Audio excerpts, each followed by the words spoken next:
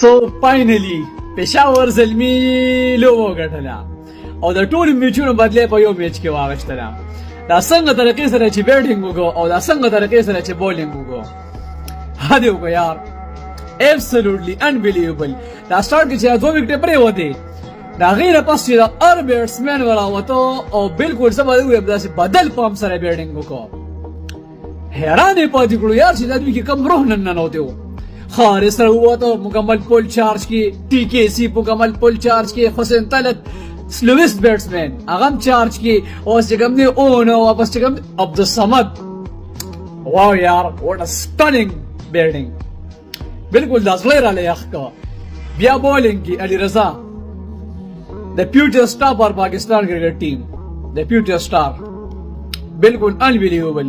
142 او 145 به داسې ویشته لکه اخوا دی اخوا.